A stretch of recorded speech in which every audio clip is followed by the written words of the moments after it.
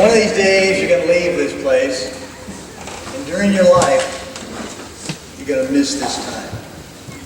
You might not think so right now, but I've been many years out of Abilene Christian. When I get to go back, one of the great things for me is to go back to chapel. Go back and worship with believers, sing and pray. It's a wonderful occasion. There's a lot to tell you, so let me move in and thank you for that scripture this morning. That says it all, actually. Before I go into the conversation regarding bone marrow, let me share something with you that travels with me everywhere, has traveled with me everywhere. And this happened when I was 19 years old in Rome, Italy. I was sixth in the 400 meters, and we won the 4x400. So that's a gold medal from Rome, 1960, and that's the same medal that maybe names other than Earl Young you might recognize. Cassius Clay, Muhammad Ali, that's the medal he won. Jerry West, the great Laker for so many years. Wilma Rudolph, one of the greatest sprinters of all time.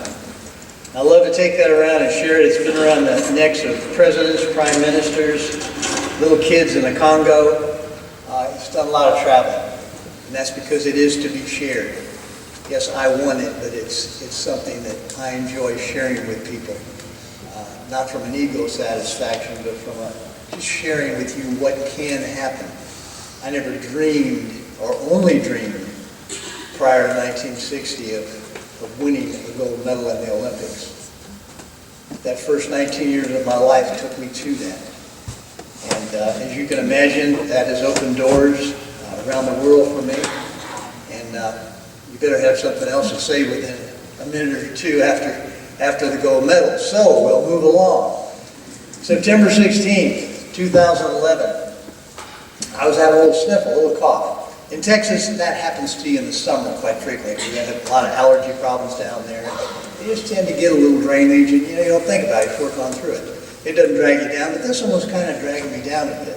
We were traveling a lot, setting up a new company, so I thought, well, I better go to my doc and get this looked at and get a shot and get through it. So I've known Doc Sclaver for a long while, so we're chatting for a bit across the table. And he's looking at his file, and he said, Earl, you haven't been in 4 years. Healthy, Doc, things are going good. I've been working out, I was 70, I was doing well. And he said, okay, but he said, I had to keep the files up on you. He said, you got time to do some tests today, just so I have them documented. He wasn't looking for anything, just wanted to keep the files up. And my thought was, hey, he does a lot of Medicare work, let him make a dime, you've got time.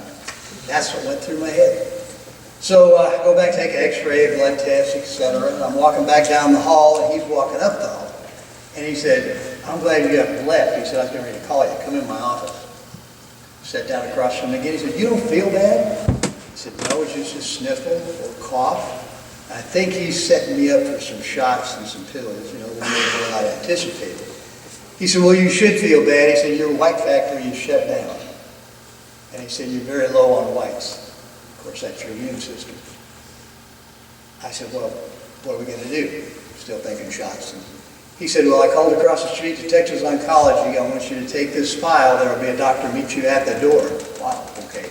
So I hop across the street. Sure enough, there's a doctor at the front door. And I hand him the file. He looks at it and he says, Mr. Young, this is not good. He said, we need to do a bone marrow biopsy. Do you have time? Now, starting right there in this conversation and in my life, I'm about to learn things that I know nothing about. Moving forward, I'm totally ignorant on what's going on. I said, sure, I've got time, not knowing what, no fear because I didn't know what it was, right? But anyway, they take you back in the procedure room and they put a needle in your hip, take some fluid out, wait in the waiting room, a little bit they come and get me. I'm sitting across from the second white coat that day. Well, this doctor says, Mr. Young, I have some bad news. He said, you have acute myeloid leukemia. Do you know anything about that? I said, I know that's a word you don't want tied with your name or your life. He said, that's right. He said, let me explain to you. He takes me through a few of the 70 different blood cancers. And he said, I want to tell you, he said, he didn't say I want to tell you, but he would have to tell you, you have the worst. And of course, I knew the question I should ask then, just like you would. how long do I have? He said, maybe 3 months. Wow. I started that morning off like y'all did. Maybe rolls, some coffee, gonna see the doc, get a shot. By 3 o'clock in the afternoon, the doctor tells me I'm gonna be dead in 3 months. He continues looking at his file, and he said, you know, it says on here that you're 70, but he says, I look at you, and he said, you're not 70, you got some good genes. Lost my dad 2 years ago, lost mom last year at 101, so yeah, there's some good genes in this body. He said, because of that, we might be able to get you a bone marrow transplant. Well, a bone marrow transplant that we're going to talk about today is the only cure. Did you hear me? The only cure for certain types of leukemia, blood cancer, is a bone marrow transplant. And only 4 out of 10 people that need a transplant today, only 4 out of 10 are going to find a match. 6 of them won't. You know why they won't? Because people like yourself, number one, generally don't know what they can do to help with this problem. And number two, there are people that just, I guess I'd say don't care. There's no other categories. So here I am on September 11th, and September 12th I start my first round of chemo, take 4 rounds of chemo over 4 months. Pretty much never leave the hospital. They have you on the 11th floor at Med City with other leukemia diagnosed folks, and it's sealed off. No outside germs coming in, because that first round of chemo wipes out your immune system. So you have no defense against disease. You're totally naked in your immune system. At the same time that I was diagnosed, 2 weeks before actually, I was diagnosed in Offenburg, Germany, a lady named Christine Wag became a bone marrow donor. Because of Christine Wag, I'm alive today, because she was the only match for my DNA out of 22 million on file.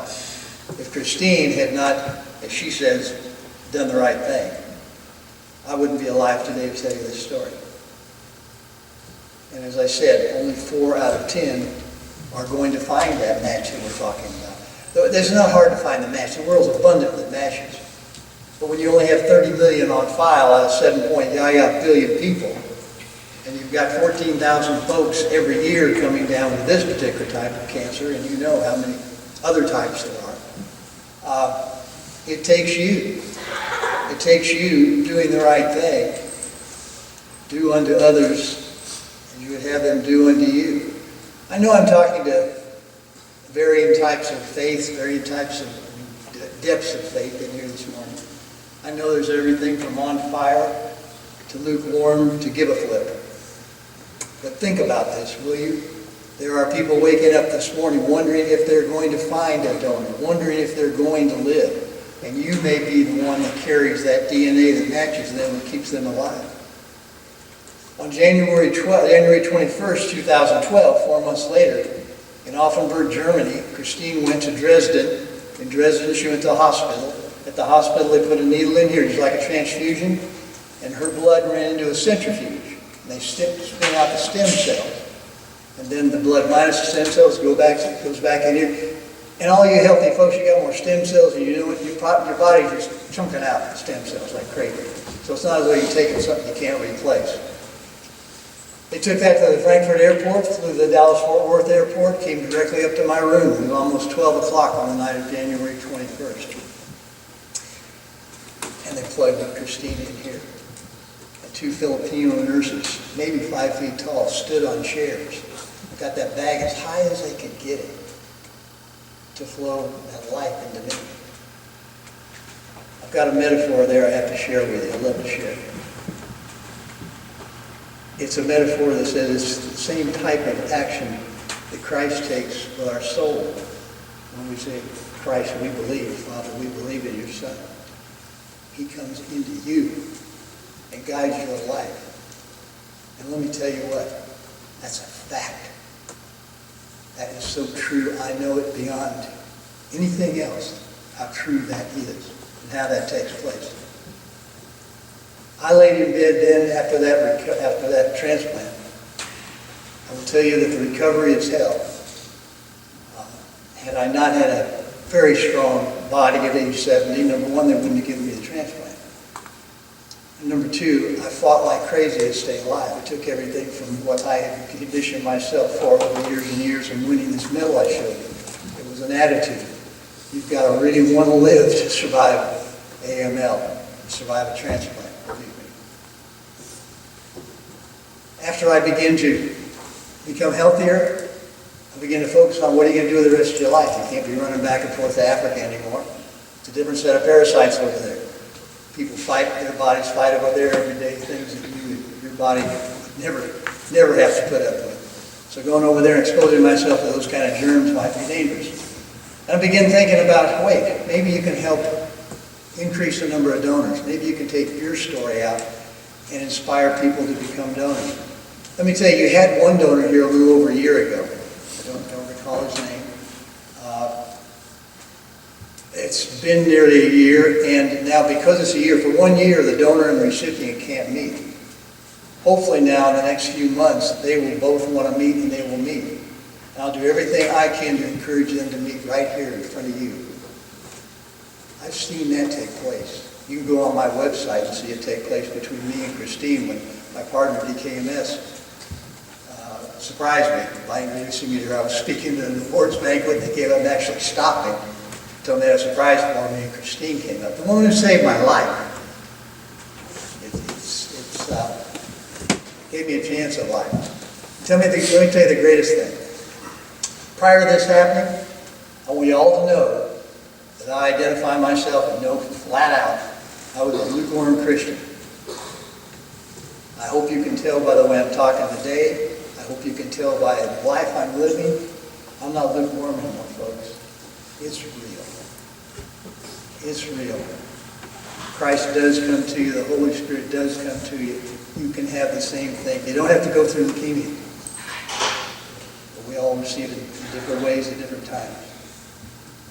We're going to have this drive today. Carol Goffin, our regional director up here, is here to help you with the drive. I hope you'll consider it. Whichever way you go, I want you to always remember that I came here and I asked you to help someone you don't even know. It might be a 6-month-old baby. It might be a 70-year-old guy like me. And you might carry the DNA that matches that person, that gives them life, and who knows what they're going to do with their life. I know yours is going to be a success. Thank you. Thank you very much.